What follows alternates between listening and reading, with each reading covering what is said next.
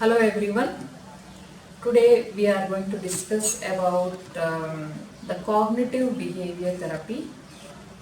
Generally, people have a lot of concerns and doubts regarding what is counseling and what kind of counseling is done um, by the counselor or the psychologist with various psychological conditions. So, there are different types of counseling based on different kinds of theories. We are not going into all these types of counseling today. Each psychologist is specifically trained in a particular kind of counseling. So the kind of counseling that we practice at our center is mainly cognitive behavior therapy. So we shall focus our discussion today on what is this cognitive behavior therapy and how it helps and who can be benefited by this therapy. Alright, so in order to understand what is this CBT, we need to know a little bit about the scientific background from where it has come. We all learn behaviors by a process called conditioning. Some behaviors are conditioned in a positive way, like say for example, whenever you see something very pleasant or food basic for that matter, so salivation is the common response, a conditioned common response even before you eat it, which is more associated with the pleasant kind of pleasant association. Similarly, the learning of an unpleasant kind of situations or responses, especially when one is going through a negative emotional condition. Let us say that a small child is showing the emotion of fear by seeing the dog or things like that. So the learning that happens by conditioning for the pleasant events is the same as for the unpleasant events. So most of the times this conditioning is the main factor through which there are a set of scientific techniques that have been developed in cognitive behavior therapy. So most of these emotional fears and anxieties are considered to be a learned kind of behaviors by conditioning according to this particular CBT method. Let us look at it into a little more detail. So what do we do in CBT? What happens in CBT? So mainly the behavior therapy, there are two components to look at. Cognitive behavior therapy has a behavior therapy component as well as a cognitive therapy component. So in behavior therapy, we are mainly dealing with the symptoms or the behaviors that are distressing for the patients, for the clients in their day-to-day lives at present, and how we can relearn them or how we can develop or learn more adaptive behaviors through using certain behavioral techniques. So in behavior therapy, mainly the focus is on modification of the maladaptive behavior patterns, whereas in cognitive therapy, just by changing the symptoms towards something more adaptable, the problem is not fully solved. So we need to address the underlying thought process, especially the negative thought process that are being conditioned, whether it's fear or anxiety or negative thought process like in depression, hopelessness. One need to also look at the negative thought process and the belief system. Most of the times our negative thought process spring from the belief systems that we hold.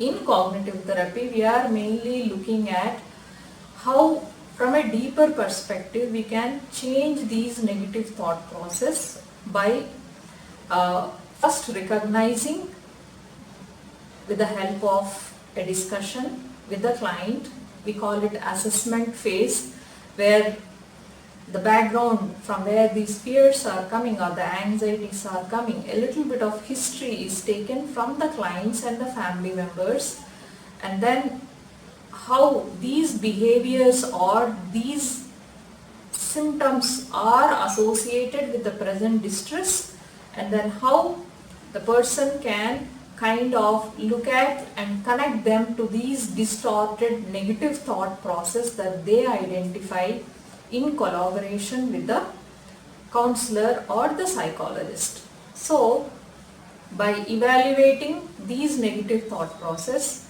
by looking at them a little more closely, how they are connected to the symptoms, one mainly focuses on looking at the objective evidence that one need to look at and then reassemble them into much more healthy patterns. So this is what we do in cognitive therapy. So in order to carry on this CBT, one need to go through different phases. Mainly we look at the phases where there is an assessment phase where the client, ideally with a family member who is living with them, should contact the clinical psychologist or the CBT therapist, and then this assessment phase is where the different factors that are associated with the present symptoms are being assessed in a particular scientific procedure.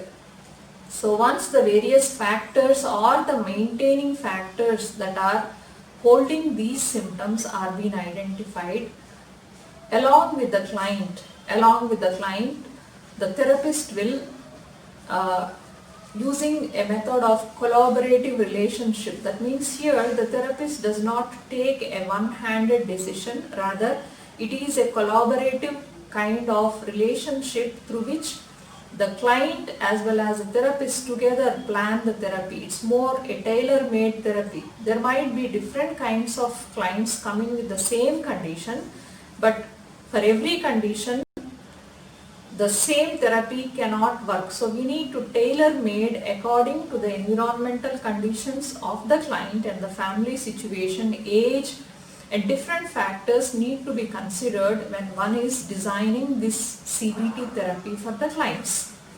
So what kind of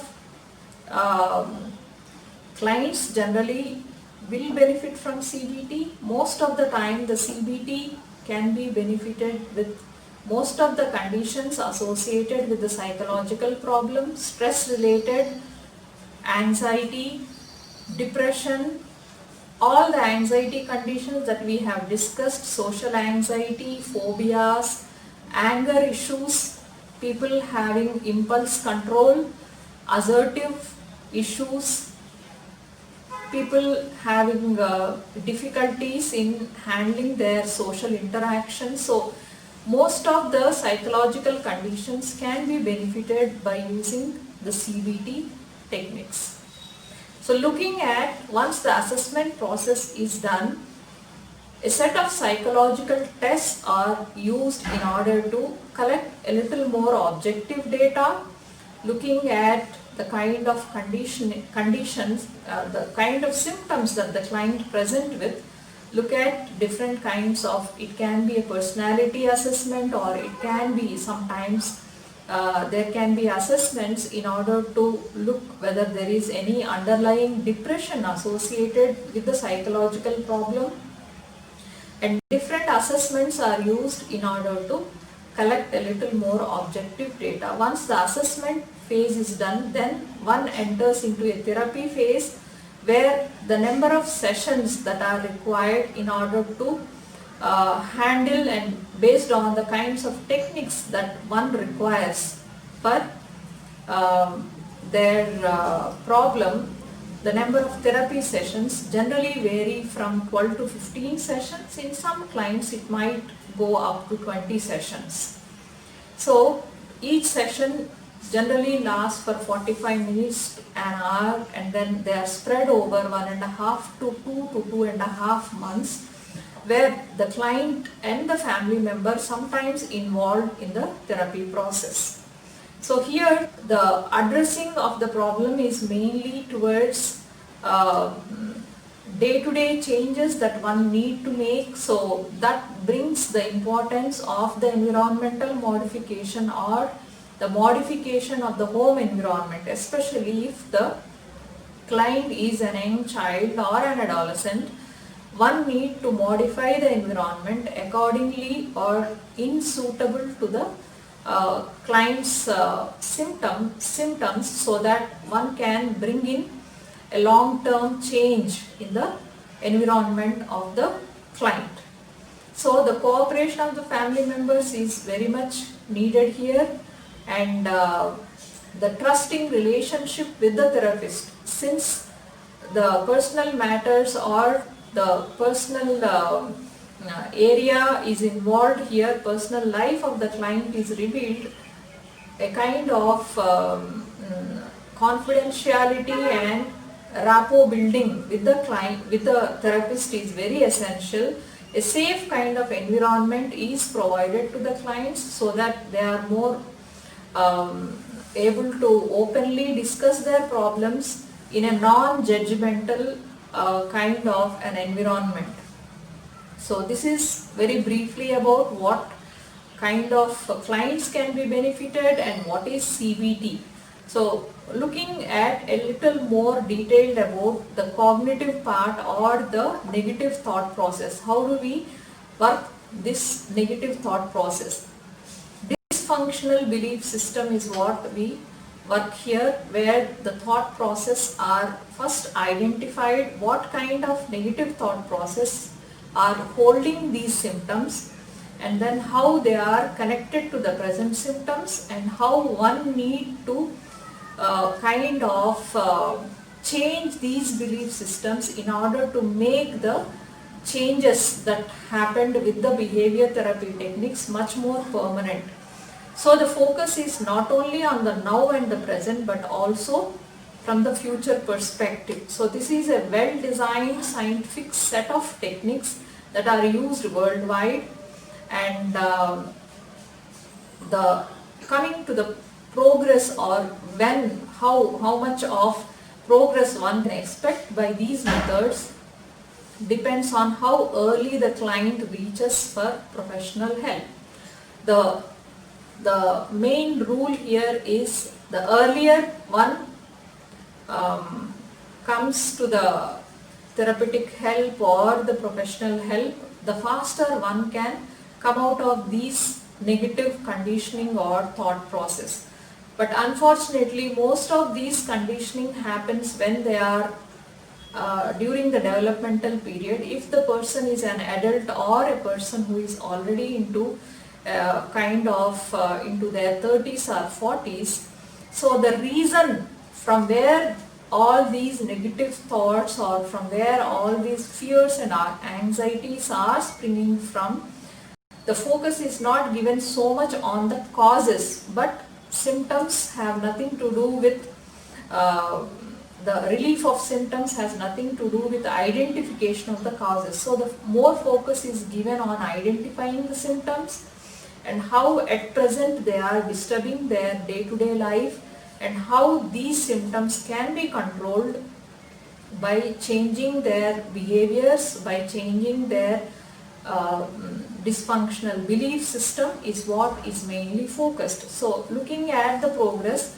the results of the CBT therapy are 100% achievable provided the client practices all these techniques in their day-to-day life and then discuss with the therapist time to time, and where the modification of certain techniques, certain ways can be made according to the requirement of the client's environment and the client's symptoms. So this is what in brief about what CBT is, and it is completely a non-medical kind of a treatment, completely focused on